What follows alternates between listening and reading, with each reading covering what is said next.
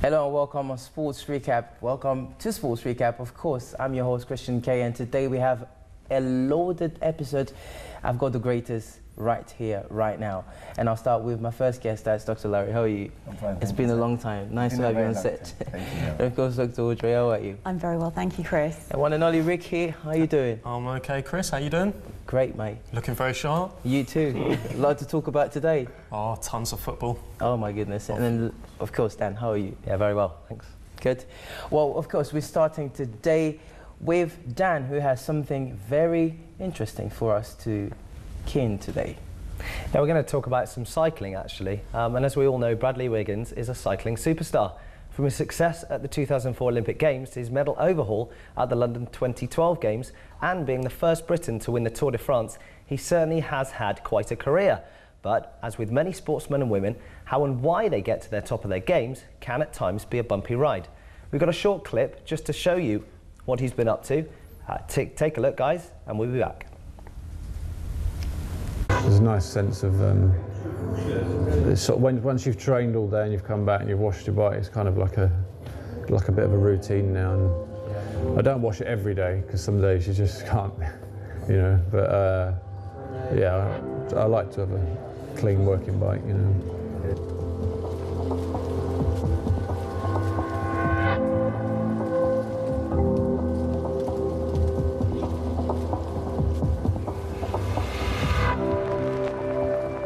The bike ride's the easy bit for me. It's what I sort of, it was my escapism as a child to get out of school, and it continues to be that today. I always sort of struggled with the other side of it. I can almost become a completely different person. I struggle in rooms with a lot of people in them. Yeah, I guess that it comes now with the sport. I suppose it's a marker of where the sport is at now. That it's a recognised sport. It's not a minority sport anymore. And there are some big stars in the sport that are well known. Mark Cavendish's, Chris Hoy's of this world. So it's just nice to be part of that. And it's great to sort of see where it's come from when I started out, which was, you know, people knew the Tour de France, but they didn't really know any British riders. So.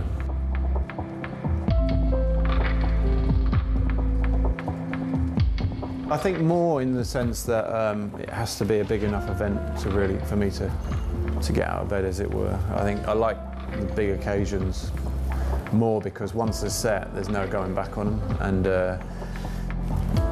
you know, they're the ones that the hardest ones, and if they were easy, then everybody would do them. So I like the challenge of that, really, and I like the fact that the bar's so high that there is a chance you won't quite make it. So I think it has to be that high to, you know, you sort of to be able to aim for it. Yeah.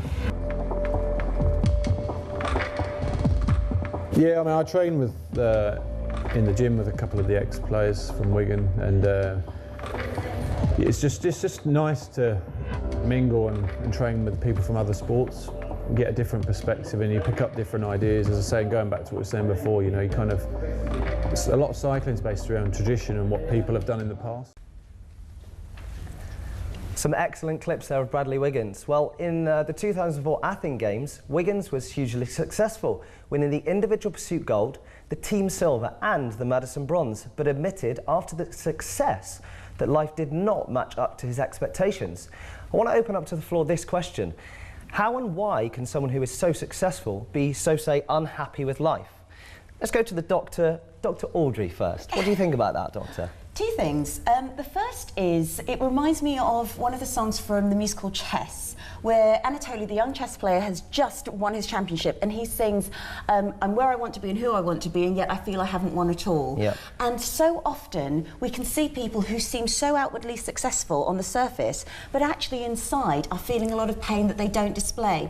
A German philosopher called Schopenhauer speaks about this particular phenomenon, and what he says is that we're all in it together, and when we have highly successful people, we sometimes need to remember, in the same way as when we support depressives or people who see the negative view of things, to look at the bright side, that highly successful people can sometimes be battling with the same pains, the same emotions that we battle with as well. So we use it in psychology actually to help you against envy, because when we see people being very successful, sometimes we can't help feeling a little bit envious.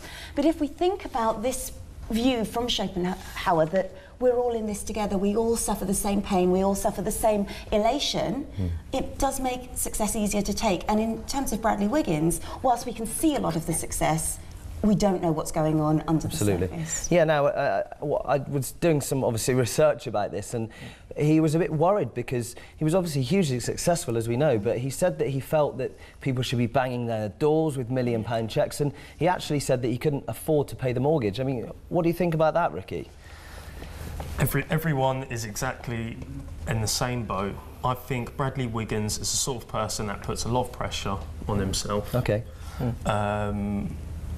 But yeah, I mean, do you think a lot of sportsmen, you know, at the top of their game do put a lot of pressure on themselves, and that is why they're as good as they are? I think what it is a lot of sports icons that we've got to this day, they're out there to impress somebody, whether it'll be their parents or friends or family, to prove a point that they can get to that stage that they've been trying for so X amount of years.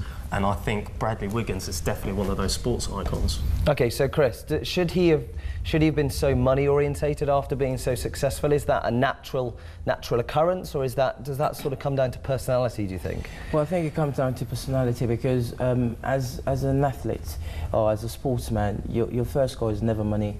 Your first goal is the enjoyment of what you do, because you're going out there to do something that you love, and of course you got people backing you up. And now there's a lot of expectancy on you because a lot of people expect from you, and you become a role model in that stage. You know, for Bradley Wiggins, for me, I believe there's a lot of things that he's been suffering from within, and then probably that's got to do with how he was brought up. You don't know what he went through, and then that sometimes, like they say, money is never, the money will never bring you the enjoyment. It's not just money. It's you feeling fulfilled. Probably with everything that he's won with the Tour de France, maybe still not feeling fulfilled. That's got to do with upbringing and the environment as well. You know, probably sometimes is the pressure is so much on him because public is expecting so much from him. We were just discussing not long ago that he refused to be called sir. You know, that's an honor badge that was given to him. So that means that he's still not content with himself, and that could be something that could destroy someone's career. If you're not strong enough. Well, yeah, although I don't think it has destroyed his career, and you know he wasn't. It could, and he wasn't successful as he wanted to be. He just missed out on the time trial. But you know, going back to the knighthood that Chris just mentioned about, I mean, Larry, what do you think about that in terms of, you know, having such an honour and having to be guided by you know, superstars? You know, Paul Weller was the man actually that was the guy that encouraged him to take the knighthood. What do you think? What do you think about that? Well, I think this whole story doesn't bode well for society. It really doesn't, because I think every sports personality needs to sort out their life before they go into sports, because people see them as role models. So if Bradley Wiggins, after winning so much, saying I'm not fulfilled, then the next guy that wants to go into cycling is thinking, well, if I win this much, I'm still not going to be fulfilled. So we get this whole story every time. We're going to talk about Jake Livermore and some other things, some other sports personalities that have done so much. If you have a problem with your personal life, go and sort it out. And that's my take on it. You have to sort it out, because this guy clearly has a love somewhere else. So cycling for him was to cover up that love. And then the fact that the cycling wasn't able to do what he wanted it to do, that's why he's still not fulfilled, and you should sort that out. But can you say after, you know, not achieving what he's done, being so successful at the Athens Games 2012 and being the first Briton to win the Tour de France, can you really say that he's not got a love for the sport? No. I think what it is every human being knows what they want from life, and that for him wasn't success. Okay. For you, success could be becoming a teacher. Yeah. For him, success could have been becoming even a teacher, but then because he couldn't become a teacher, he decided to go into cycling. Okay. And for us, that's success for him, but then for him, that is not success. And we can relate that with Djokovic as well, but obviously his dad wanted him to do ski, and then of course, and he wanted to do ski, but his dad said to him, go and play tennis. You know, sometimes you get clashes. If perhaps it didn't succeed, then you have someone to blame, because the problem is, I didn't want to do this, you pushed me into this, and that's why a parent have a key to play. Well, that's very interesting, and that actually brings me on to the next topic, because, of course, something we else need to consider is the role that parents do play in a children's upbringing and becoming sporting greats. Wiggins grew up without a father, and due to his drug issues, he admitted that he would have pursued a different career had his father still been in the picture, whilst his mother took a £50,000 debt and was a rock of emotional support. So, what are our views on how parents can help or hinder a child to sporting greatness or possibly failure? Let's go to Chris. That's good, anyway. Well, I must commend, of course, Bradley's mum for doing that. But again, as we were saying, is for parents to go extra mile, the number one, they have to believe that, you know, the child, they have to believe in the child first, and they have to be able to know that child has a love for that particular sport. You know, we know that there are countries where a child will be pushed into something they don't want. And at the end of the day, they might succeed, but not be content, or they might not succeed. Well, I watched something on the Russian, how they train their kids from an early age. The Russians do. You know, they'll them. dip them into cold water and all that. You know, but that's the responsibility for them. That's the way to train them. But taking 50k to push her son forward, it was a great thing to do. But now, at the end of the day, the question comes to one thing: he's Bradley Wiggins fulfilled. Well, listen, his father actually was a drug addict. He didn't actually know his father when he was growing up, and he later related to him after many, many years, and unfortunately he passed away, you know, at a very young age, so he didn't really actually know his father. So can we say that all these emotional things are involved in his career? That's the reason why. Absolutely. I'd like to kind of draw those 2 points together. Oliver James did a piece of research about parents, and he spoke about parental scripts. When a child is born, parents often have a script pre-prepared as to how that child is going to grow up. And so they may take out the loans, push children into whatever sports or whatever interest they may have had when they were younger. And sometimes, exactly as you said, Chris, that child does it, but because they're so caught up in it, they become very successful, but they don't have time to think about what it is they really want to do. And once they realise that there's a juxtaposition between where they've been pushed and what they really want, they start sometimes rebelling against their successes purely because it doesn't mean anything to them. Then conversely, you've got the critical parent as well. Absolutely. And because learning and taking up any kind of performance sport is so frightening for a person, if you are being constantly criticised, of course you don't want to do it anymore, because I'd rather not let you down. I'd rather not want to cycle, not want to swim, not want to dance, whatever it is, because I don't want to see failure in your eyes. No. So you've got But does that two depend different on types of individuals? parents. Because some people perform well while they're under pressure, under But I think, critics. Chris, this is where people are born to be winners or performers, and they genetically have maintained themselves so highly to be good at what they are. Whether they do fail, they get back up. You know, Bradley has, of course, got back up and tried the time trial. He's failed. Let's see what happens over the next few years. We've got Rio coming up. Will he be successful at Rio? Who knows? I think it's all down to love. Do you love what you're doing? Yeah. If you love to play football, then when you're successful in playing football, you're happy. If you love to cycle, if you're successful in cycling, you're happy. Yeah. But it's clear to me that he doesn't love cycling. Yeah. He was pushed to loving it. I was just about to And say that is why he feels like, I'm not fulfilled yet. And that is what So we're yet seeing again, now. you do get a few sports stars out there where they keep on pushing themselves, so they'll say to you, I'm not really fulfilled, I don't think that I'm that successful, but yet again, in their own minds, they're just pushing themselves more forward for more success, and getting hungry and hungry for more. And maybe this might be the case. I think it's the pressure of society. We have to allow these people live their lives. That's normal. Let them live their lives. Whatever they want to do, I don't have to. But they should show you what also I be want to able to cope with it, because you can't be successful and not expect critics. But that's where the problem is. If you don't love what you do, you can't cope with it. If I love cycling and I make a mistake, I can put up an argument on why I made a mistake. But if I don't love cycling and I'm just doing it for the sake of my parents, when I make a mistake, I could go into drug addiction. And success happens so quickly that sometimes we aren't actually taught how to deal with it. It's exactly as you say, it's absolutely right to educate, and I know you're going to talk about Jack Livingston later on, but if you are thrown into that kind of life so quickly, how long do you have to adjust to it? We see so many child film stars who've gone down the road Absolutely, of not being able to cope with this fame and fortune that's been thrown at them. Who do I trust? Who do I turn to? And when your own family can sometimes sell your stories to the press or to the highest bidder, it's a frightening world out there. Yes. And then we'll be moving quickly. Some very interesting thoughts from the guys here. Obviously, you might have your own views at home, and do feel free to get in touch with us if you have some views. We're going to go to a subject now which we may have spoken about in the past. I'm going to hand over to Dr. Audrey, who's going to talk about Luis Suarez. Oh, wow.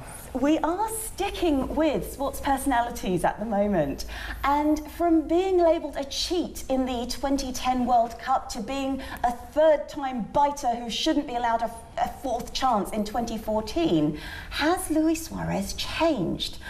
Before we actually go any further, I would like to hear, what are your views on Luis Suarez just as we stand? Chris, let's go to you I must say that he first. has changed. Big time. Yeah? Big You time. think he's I changed see since going to a responsible player and a very talented player who has the passion and hunger for what he's doing.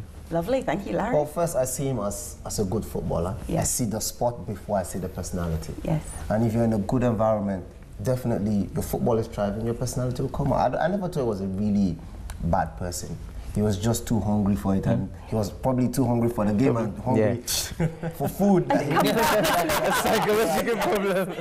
Another few ears here and there, Larry. Lucky, I know you made a very good point before we went on air about his age as well. Yeah, to be honest, I think Luis Suarez, there's plenty of to come from him. I don't think he's gone a long way. He's only been at Barca for, what, one season, give or take. So I think there's going to be another couple more years to come for him to sort of develop in and build for maturity. And because he's a father now, so perhaps maybe that'll sort of give him a bit of a boost in fatherhood life, maybe. Brilliant. Maybe make him more responsible. I think he's now in the right situation, and I think often whoever we are, whether we're sportsmen or businessmen or, you know, any old person, if we're in the wrong situation, we don't behave well, we don't perform well because we kind of resent it. And it's interesting that someone who's paid so much money and is so successful can feel they're not in the right situation, say at Liverpool, but now he feels more comfortable where he is, and so he's performing better. I'm not going to say he's going to continue biting or whatever.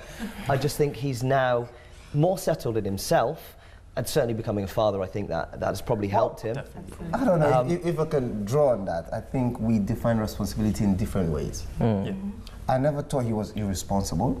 I just thought, like I said, he's a street footballer. Yeah. It's not like the typical footballer you see everywhere. He's a street footballer. He learned to play on the street. And this guy's You learn to buy on the street. Whichever way you put it. These guys that play on the street, they play with their hearts on their sleeves. These guys are hungry for everything. Yeah. So he made a mistake, probably 2 or 3 times. I could mention too many other footballers that made mistakes, but then we didn't actually see that these guys were irresponsible. But I think it's because of the environment. He was playing in England. And everything. And the expectation as well. Yeah, I think so. Expectation was very high. Well, let's have a look at the soundbite that we've got of Luis Suarez and see if you can make up your own minds at home as to what we think about this new leaf that he's turned over.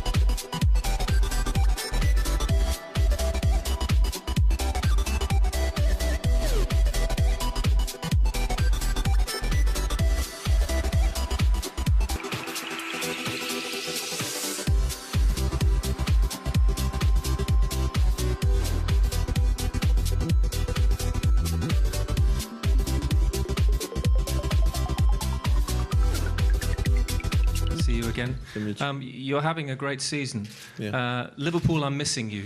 What are your feelings towards Liverpool as you pursue your Champions League dream? I watch in the TV there, try to watch the TV there, all the games, the Liverpool game. But I see they have a really good player. For me, it's unlucky when I listen the Stevie stop to play, because for me it's amazing player. And when I was in Liverpool, they know my dream is play for Barcelona, and they know that. The arrival of Suarez at Barcelona marked the end of their identity of tiki-taka. Tiki-taka is when you keep the football in the middle of the field rather than actually passing it up to the goal, and Barcelona was very good at this. With the arrival of Suarez, who now assists rather than trying to find the back of the net himself, the Barcelona team have changed to getting the ball to their forward trio of Suarez, Messi and Neymar, and are doing incredibly well. Now, what do we think in terms of this new style of play? Do we think Suarez has changed? I know, Larry, you have a lot of strong views on this. Let's get one thing clear. Okay. Tiki-taka is about possession football. And I don't think Barcelona were playing tiki-taka, like Guardiola said. Tiki-taka is just holding onto the ball and not even trying to go forward. Yeah. Barcelona were playing They were playing a brand of tiki-taka where they actually put something pushing there, pushing forward. So you could call it tiki-taka going forward or whatever you want to put it. But then in terms of saying whether Suarez has improved, no, he hasn't. Is that the skills? Right. Go on. Suarez is the same great player that he was when he was in Liverpool. So nothing has really changed. It's just in a different environment where he realizes that Lionel Messi is the best player. He's the focal point of Barcelona, and he just fits in nicely. I don't think anything has changed about Luis Suarez. Not the biting, nothing. He's just no the biting, nothing at all. What was interesting, he's written an autobiography. It's called Crossing the Line, which I think is a lovely title. And in this, he talks very insightfully about all of those incidents that we've been discussing today. And the way he writes, he actually writes very much as if he's trying to make sense of it all. He's not trying to excuse his behaviour, he's not trying to make any changes, not even trying to apologise. He says he's just trying to make sense of what happened. So he is going through a process at the moment, and as you say, perhaps a little bit more maturity, perhaps being a father has made a difference. But for you, Larry, his style of football's the same. What about Dan and Ricky? Well, we've always talked about sport at the highest level being, more psychological than technical and tactical. And if he's in psychologically a better place, however he's got there, whether it's because he's had a son or whether it's because he's seeing somebody to manage himself, it doesn't really matter. If he's becoming someone of quality who can aid the team rather than act against them, then it doesn't matter whether he has done whatever he's done in the past. You kind of should forget that and get on with it. The only question you might ask is, when next? I don't know. Well, I think one thing with Suarez is the biting. Oh my goodness, I don't know what that is, but I believe there's something very strong behind it. But what I can say is that it is performing, or rather, his performance has improved because he's performing under pressure. You can't be in the same team with Lionel Messi and not perform, because you know what, you're going to be benched. It's exactly as it is. So he is under pressure to make room for himself and to make a name for himself. I think that's exactly what is happening now, and that's why he cannot afford to bite, he cannot afford to do stupid things. So Liverpool weren't good enough? Are you saying Liverpool weren't good enough? Liverpool were good enough. Liverpool were good enough, but not at Barcelona's I'm not in agreement. level. Right. Certainly not in agreement. Dr. Larry's never in agreement with us. What Chris said is, because he's in Barcelona, there's more pressure to perform. There is. Neymar, Lionel Messi. As a matter of fact, I would argue that when he was in Liverpool, he had more pressure because he was the single best player there. But in Barcelona, he eased himself through. He played almost 10 games without a goal. Psychologically, that is actually what they're saying about Suarez and why he's relaxed a little bit. You talked about the book. I'll tell you, I can also make an argument that Barcelona actually pushed him to write in that book. Because they wanted him to appeal to the society. This guy is just, he's just who he is. Spanish media love him, though. They will love him Absolutely because he's a good footballer. I think firstly we have to see the football before we start criticizing. And there are speculations that he's going to bite against Juventus in the final because Chiellini was going to be there, and then so he might. Well, that's the speculation that he might. But anyway, he might strike, but we hope no. Yes, absolutely. So, Ricky, do you think he's a cannon waiting to fire? Would you put a bet? I think now he's moved from the Premiership to the La Liga, I think he's got a lot of publicists that are sort of helping him out more and sort of keeping him at a very high professional stage. But at the Premiership, in the Premier League, I think a lot of media sort of aggravated him a bit, and that's where he's probably gone wrong. So in the comfortable position that he's in Barcelona with less pressure, we hope that we might have seen a new leaf being turned over that's going to remain consistent. What Suarez certainly teaches us is that people can change and we ought to give them a chance. But sticking with the high pressure at the moment, I'm going to hand over to Ricky, who is going to talk about the Premier League. It's the Premier League now, guys. Right, now we were talking about backstage, about the relegation battle. Now, the relegation has been happening for the last 3 or 4 weeks. People have been talking about Aston Villa, Newcastle, Burnley, of course, but now we know that Burnley have gone down along with QPR. Now, we're going to show a clip of Hull City's last performance of... Now, before we do show the clip, I just want to discuss, were there any teams that you were surprised of being in the bottom 3? Let me start with you, Larry. I wasn't surprised. No? I actually wanted Newcastle, and if possible, if 5 teams can get relegated, I'll be very glad. and you want Newcastle to be part of it? And you want Newcastle to be part of it? Queen's Park Rangers, Burnley, Newcastle, Sunderland, and Aston Villa. Yeah. I think they should all go. Because what about Bournemouth? You're happy they've been promoted? Bournemouth is a good story. It's a good story. They're coming in. They're 16 years. 10,000 capacity stadium and all of that. They're coming in. They play good football as well. But those 5 teams I mentioned, they've not performed well enough. Aston Villa have been winning the first few games. But yet again, you could say that about you could say that about the top flight teams though this season. Absolutely. It's been tight. The top 5 to 7 teams. I think it's been a surprise to me this season. It's been Chelsea and then a few others in the middle. That's about it. But look at Southampton, sort of up and down, up and down. No, did anyone? They outperformed themselves. In December last year, could you have told like what was going to be the top 4, top 5 teams? Tim Sherwood as well has done a good job. Absolutely. We had tougher time, but the problem that we have when it comes to making any form of predictions with football is, will there be injuries? Will there be transfers? Will there be a new manager coming in? There are so many different factors that come into play. It's almost impossible to make a clear prediction as to what's going to happen. And knowing, really, this team is all about the budget that they have. The budget does have a lot to play when it comes to football, because when it comes to transfer, who are you going to buy? Do you have enough money to spend?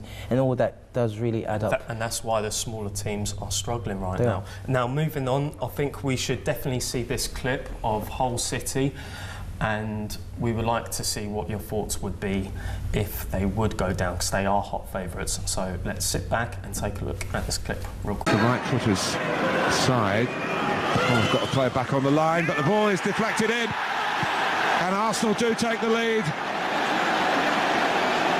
Alexis Sanchez with a bit of fortune. Hull City 0, Arsenal 1.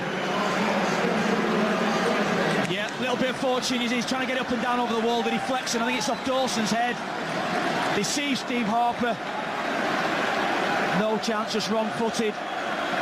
Can't do anything about it, really. Harper, he's just wrong-footed. He goes the other side, and it's a bit fortunate. Wenger delighted with the outcome.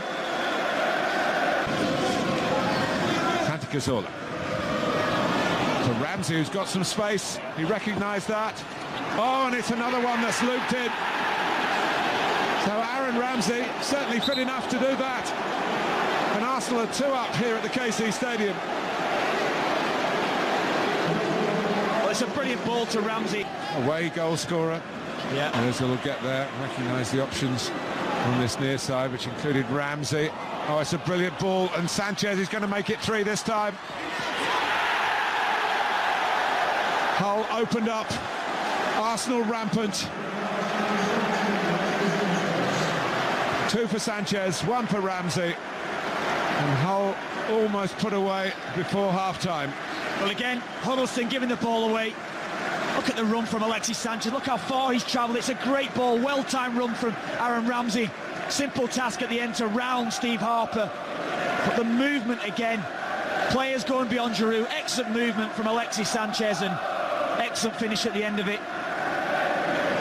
Wonderful pass. Excellent from Ramsey. Overall, it's just been such a positive half. The 3 goals killed Hull City off. Quite brilliant. Well, they often say it comes out to El Mohammadi. They've got one back. Put in by Stephen Quinn's head. Hull 1, Arsenal 3. Well, again, it's the quality of the cross. Myler's challenge on Koscielny. Right, welcome back. Now, Hull City, are we surprised that they are in the position that they are in? Absolutely not. I was surprised that Aston Villa was mathematically safe after their very disappointing performance against Southampton. How did they mathematically get themselves safe. out? But Hull really is looking pretty poor. They have to beat Man United in order to have any chance of anything happening for them. But also, not only that, if they do beat Man United, they have to be sure that the other teams, possibly in the relegation zone, are also going to win their matches. Has Steve Bruce kind of been pushing them this season, do you reckon? I think it's been very hard. Of course, we talk about Jack Livermore as well, what happened. The pressure's so much on Steve at the moment. On Bruce, of course, Livermore is one of the key players, for Hull City, and for him to go through the ban is something that he's trying to deal with. But to be honest, they performed extremely poor this season, and I believe they do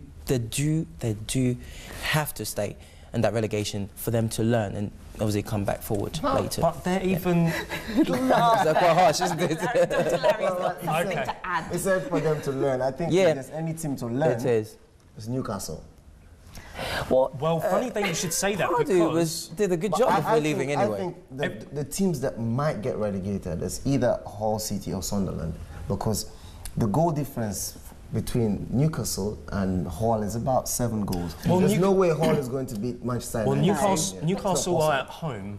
They just need to avoid a draw. They just need to avoid a Sunderland just need a draw. They just need 1 point in their next 2 matches in order to stay in. But then they're playing Arsenal and Chelsea. They are. So that's going to be But I think Newcastle could face relegation because what they did was not smart at all. Obviously, what Pardew did, well, it's been under pressure for a long time for them to sack him, obviously. But what he did, it brought up the team slightly higher and left them knowing that they were going to go downhill anyway. No. I believe that's what happened. I don't think look at what's happening with Crystal Palace at the moment. They are untouchable. They are on fire. And trust me, you see them next season. I think Newcastle players just got carried away. They were just enjoying themselves. I think this is... They felt like they were never going to get relegated. They were enjoying the money.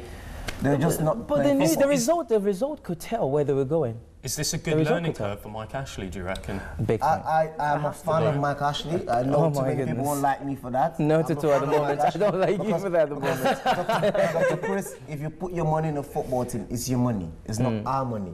So I see fans every time saying too many stuff about Newcastle. Newcastle are no longer in the league of Arsenal and Chelsea and Manchester United. Yes, that is they can't buy players for 40, 50 million. This guy's investing his money into the team. But look at Southampton. Southampton is a good point for people, for teams like that to learn. But Southampton, they have... Look at the budget. Look at Newcastle budget. Who is doing better? Why can't they do that? If Southampton can do it, raising players, selling them for so much money, making money for the club. If Southampton can do that, Newcastle should be able to do it. That's the players. I just want to touch on this real quickly. Newcastle, right? Who would want, if Newcastle do stay up this season, what kind of manager would want to come to Newcastle under Mike Ashley? And also, Newcastle, 3 or 4 years ago, they were in sort of like Europa League kind of style, and before that, even battling for Champions League. I think the fans want Newcastle to compete for FA Cup finals, for Europa League. They actually do have the players for that. They have good enough players like... So if you say that you have the player, if you say that you have the player, then would you say that Pardew was not the man for the job? Pardew's definitely the man for the job at Crystal Palace. He was. He's doing incredibly well. And this goes back to the right person in the right team and having the right environment around you. You could be the best manager in the world. Look at David Moyes. He was fantastic at Everton, went to Man United and just did not fit in. Okay, so It's about the right person in the right spot as far as I'm concerned. Someone who is very strong has got to go to Newcastle, that's for sure, to put up with Mike Ashley. I think, but they've got to fit in very well within the whole environment, not just with the players, not just with the backroom staff, with every single situation. I agree with that. But also the fans also have a part to play. One thing I realised about the English fans that they want success and they want it now. There's a lack of passion, lack of patience. Absolutely. You know, they're not patient at all. But that's the world we live in now, Chris. But now, it's so instant. Everything you can get, everything but it straight shouldn't away. be like that. It shouldn't be like that in football, because what you see is that the board is taking the pressure from the fans to be able to deal with managers and players, and that shouldn't be like that. There should be a barrier between the fans, the board, and the team in terms of dealing with players and managers.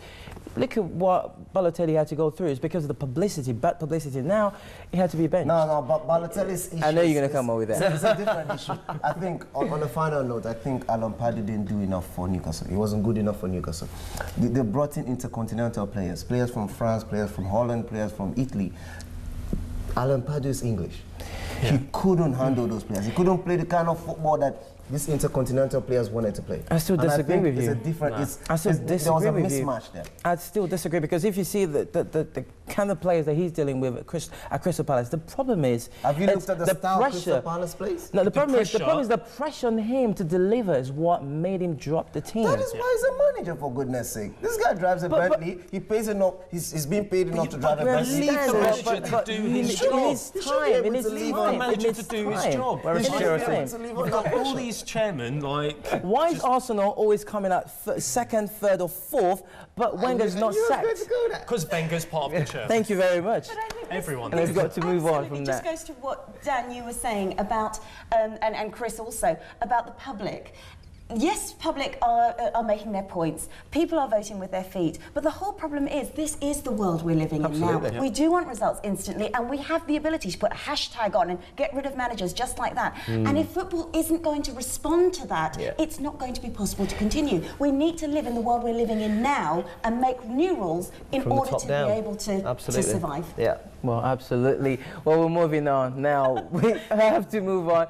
Well, the next game was a very tough one. Obviously, it happened last week, and that was Man City versus Swansea. We were talking about Wilfried, who is being benched now, but he obviously proved himself. Wilfried's bonus scored on his return to Swansea as Manchester City secured a place in the Champions League group stage by winning a thriller. I'm going to go straight away. Yaya Toure now opened the scoring for City with a deflected effort before James Milner, of course, slide in a stylish second. Now, quickly talking about Swansea and Man City. Struggling Swansea.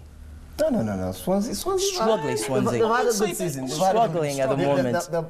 The match their best season so far. They have a record number of points. They've done really well. The manager came in, is really young, is 35 or 36. He's done really well for the team. And I think they should be applauded. Now, the question quickly, based on that performance, of course, there have been some speculation that Pep Guardiola was making his way to Man City, and now he refused that he's not coming to Man City because he has 1-year contract to stay at Bayern Munich. Now, quickly about Swansea versus Pellegrini. Obviously, I'm going to go Swansea versus Man City. Pellegrini, would this help him keep his job at the moment? Well, what happened with this, I've just had a look at the figures, the analysis. There were 20 shots on target for Man City, which has been more than the rest of the season. So that says quite a lot. Pellegrini hasn't been doing particularly well. We spoke on an earlier programme how he has taken full responsibility for the problems that Man City have been having. So whilst we say, yes, it was a 4-2 win to Man City, does that really make up for the rest of the season, which hasn't been fantastic? I think he's gone already. We'll go back to what you said. Hashtag let him go now. Hashtag get him out of it. Champions League or not Champions League, he's got no silverware under his belt this season.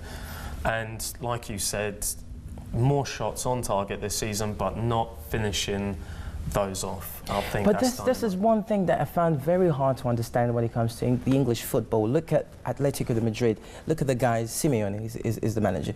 Look how long it took him to build Atletico de Madrid to get to where he is now. Why is it that English fans or British fans are so impatient? You don't deliver. You delivered last year. You don't deliver this season. hashtag get out of the way. And But that's I think something it's that very needs to... difficult. It's very difficult for a manager to keep the consistency for year after year after year. Even Alex Ferguson didn't have that. You know, he was very successful, but he didn't always win. But he already had a chance, always had a chance to stay as a manager. That's one thing that is happening in English football that needs to be eradicated. I disagree with you, Ricky. I think... you always disagree with me, Larry. It's a very touching right today, Larry. I think he'll keep his job. And this is the reason. If you have a Bentley, you don't go to Primark to buy a suit. You won't do that because you have to match the type of car you're talking about. Which manager is available to get into Man City? That's the reason why he might keep his high job. If Pep Guardiola wanted to come to England, he would have taken that job, and Pellegrini would have been out. Absolutely. If Pep was available, but he isn't. But and that's why he'll keep his job. When Pellegrini signed for Man City, was there a clause in his contract? Perhaps every season you've got to do this or you've got to get out silverware every season. They have to be realistic. We're not talking about the Spanish football. We're talking about English football. Chelsea is going to challenge Manchester United. But England are on their way of being smart. And then these other teams are going to try to win the Champions League. So they're not just the only team there. And then there's the FFP, the Financial Fair Play. So they're not in a league of their own. They have to play in the same league like everyone else. So, yes, you can put a clause there, but you have to be realistic. Well, now we're moving on now to Manchester United. Manchester United manager Louis van Gaal believes his side were unfortunate not to come away with 3 points following their 1-1 draw with Arsenal at Old Trafford. I want you to sit back, relax, watch this clip. We'll be right back.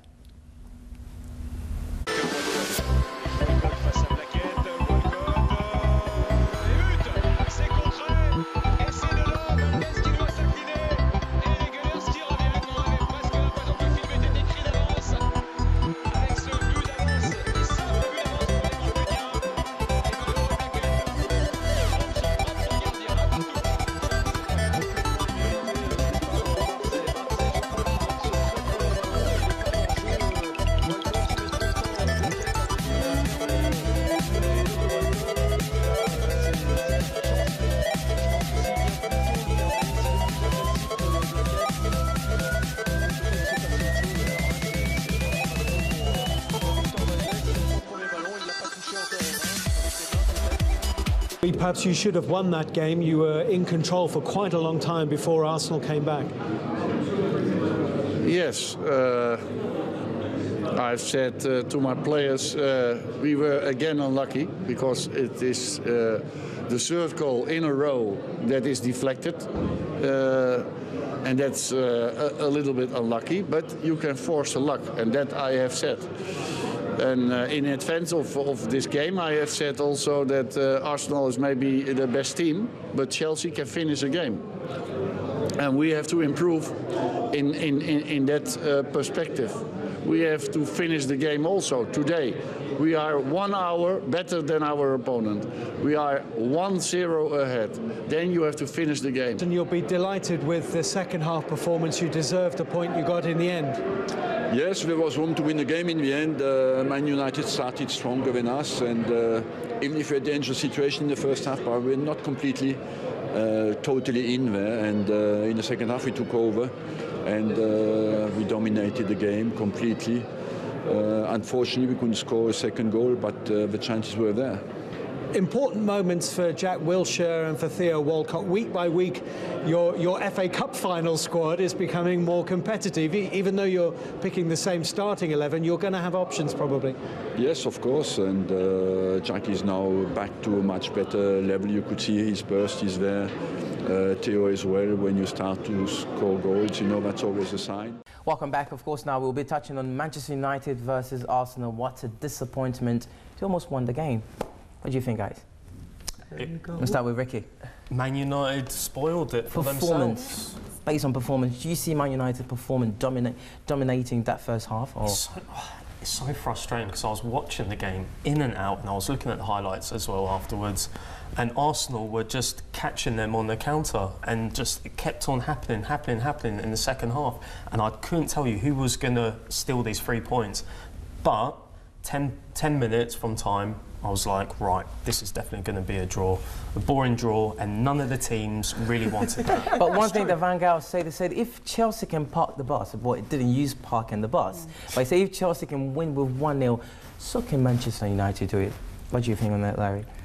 I didn't know that I didn't know ready not yet. yet. Okay. Not yet. I think Manchester United, the defense is not yet there to grind out 1-0. It's not possible. I think I agree with you. It's a boring game of football yesterday. Oh wow! Larry agrees. Well, there's speculation to say that Manchester United dominated the first half and almost the second half. I think the game had too much intensity, but then there were no chances on goal, and that's why we come to watch football games. There was just people trying to run and counter-attack, like you said. Arsenal and Manchester United holding the ball. Intensity without a shot on goal, that's stupid football for me.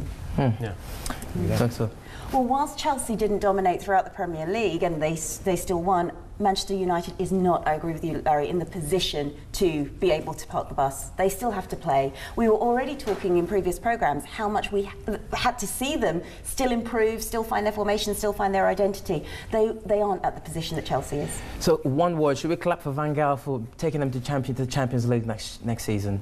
No. No. Well, we did say it. One word. One word. But we did say early in the season that there shouldn't be too much pressure on Van Gaal. You know, okay, he's got to the step where he's heading towards Champions League qualification, so...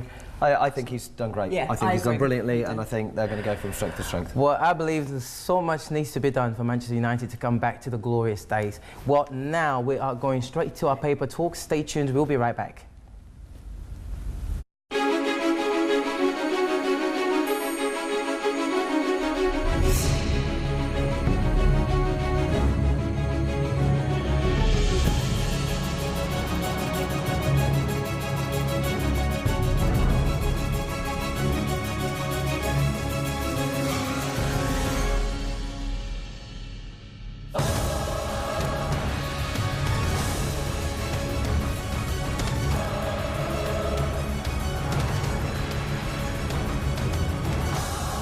This is Paper Talk Straight. I'm handing on now to Dan, who has something to say. Yeah, well, I've got a little story just here about Novak Djokovic. He's won in Rome.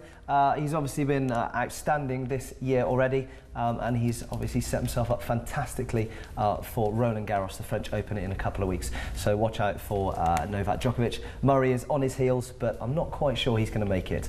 Novak Djokovic for the title. How can he make it while Djokovic is there? Now moving on straight to what you have for us. Right, I'm going to stick to the Premiership, but also the Championship. Don't forget that we've had an amazing past couple of weeks of playoffs happening at Wembley. Don't forget that we've got the final playoff, so we've got Bournemouth, who won the title in the Championship. We've got Watford, and also we've got the playoff of Norwich against Middlesbrough. So I'm really excited for that. I have no idea who can be the third one to be promoted. But, yet again, Bournemouth, this is their first time that they've come in to the Premiership. And not only that, first time of the higher tiers. Thanks very much, and Ricky. I'm going to go straight to Dr. Okay, mine's from Golf Digest, and Tiger Woods has written a letter to a young fan who had been bullied because of his stutter and because of being an ethnic minority. And the young fan, the impact this has made comes from the young fan's response. Dylan, the little boy, said, I got a letter from Tiger and he said how he used to stutter too. When I get better, Mum and I will go to a tournament because I've only seen them on TV. I hope that one other person out there who's having struggles will hear my story and realise suicide is not the answer. So thank you, Tiger Woods. Thank you, Tags. Good job. Now we're going straight to Larry. Has the glitz, glamour and pressure of playing in the Premier League gotten to Jake Livermore? Tested positive for COVID. 5 seconds on that one. Oh, God. Yes. Well, yes. Absolutely. It's a social drug, he shouldn't be doing it, there's no excuse. No. Simple as. Quite right. And Newcastle and Sunderland are even talking about deducting points from Hull, which is... So that means hashtag ban for 2 years for Jake Livermore. Of course, I've got one, is De Gea faking injury so that Manchester United will lose, and it's a bye-bye to Real Madrid. What do we say on that one? Does he have to go? He's off to Real Madrid. He's going to Real, isn't he? Real Madrid. Well, that's it for now on Sports Recap, but stay tuned because coming up next Monday, it will be a bank holiday, we'll be off. By the following Monday, you'll be able to text us live and you can follow us on www.ucast.com. For myself, Christian K. Larry. Dr. Audrey. And Ricky. I'm from Dan. We wish you a very pleasant evening. Goodbye for now. Bye. Bye-bye.